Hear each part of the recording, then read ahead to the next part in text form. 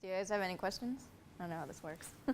Yeah. Could you talk about how you started SheWorx and like what Yeah. was the idea and kind of your first steps in Yeah. creating something so powerful? Yeah, so I mean, obviously had my own experiences as a founder, realizing how much more difficult it was as a woman to be fundraising. And when I was going to a lot of women's events to try and meet other female entrepreneurs like me, I noticed that women's events tend to be inspirational and kind of fluffy.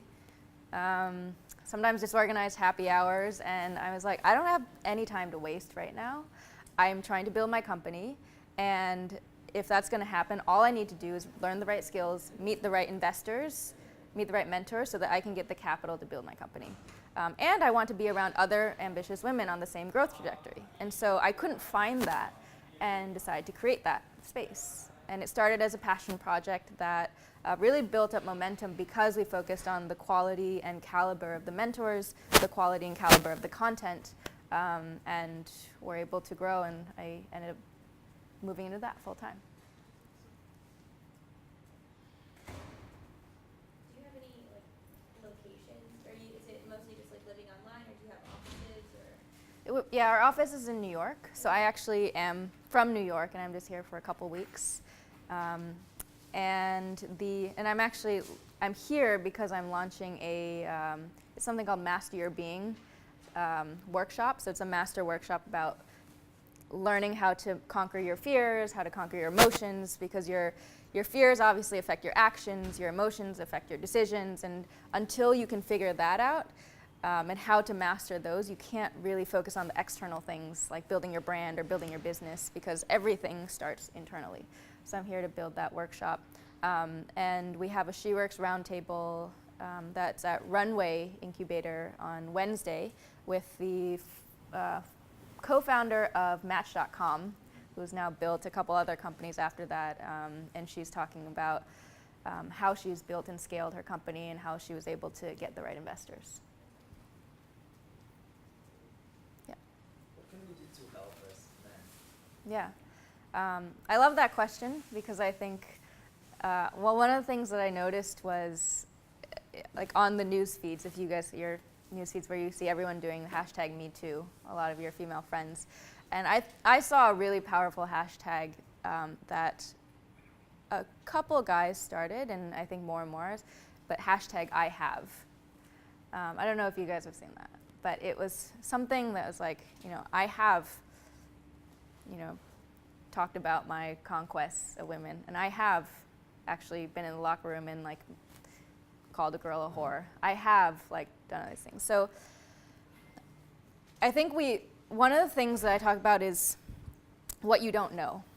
So when we talk about opposing sides, black versus white, men versus women, old versus young, it's really hard to have those conversations because it's people feel very defensive.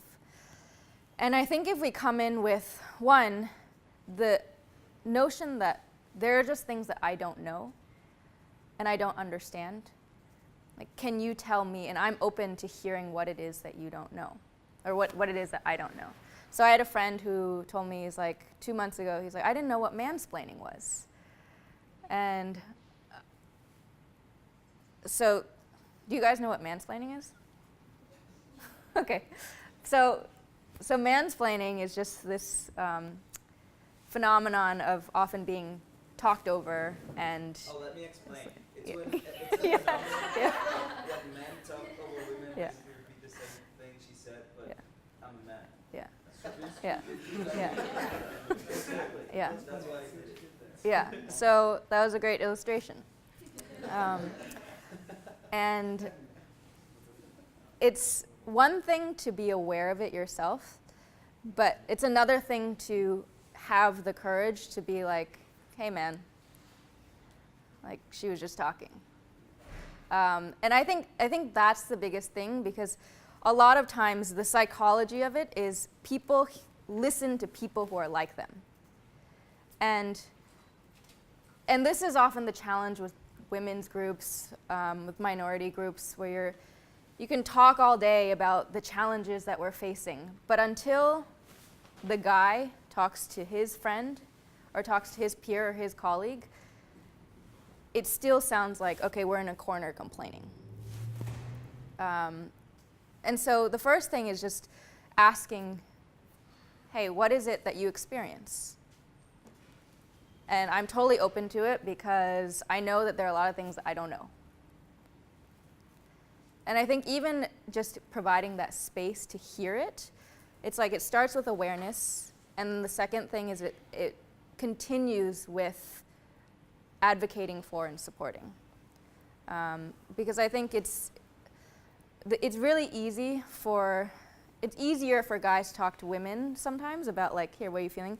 But it's even harder when you're in a room full of guys to seem like you're weak or you're defending.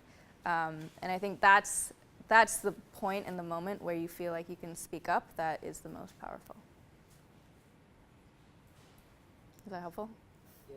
Okay. I have a question. Oh yeah. In your talk, you did a comparison with a tree. With what? With a tree. Yes. Yes. And you say that like you have to focus on yourself like to grow. Yep. And you have to see your roots. Yep. In a human being, what can be those roots? I mean, the first thing is when it fits because it's like water, nutrients, love, and connection. So one of the things that I started noticing for myself is that when I get really deep into building my company and I'm just like super stressed out all the time, I forget sometimes to eat or sometimes to work out or sometimes, and this is just like very basic water, nutrients, and health. That's often, I think, the number one thing that founders let go of as they're just so busy. So it's about having a balance. I'm not very good at balance, so but in an ideal world, it is about being balanced, but I think it's the very basics are having connection. So it's easy when you're in kind of your tunnel vision building your company, or like it's just me and my company. But making sure that you continue that connection and have that support group and have those diverse opinions outside of what you're doing. So that's connection, and then two is just, honestly, it's water, nutrients, and health. Because as my mom likes to remind me a lot, like if you don't have your health, you literally can't do anything.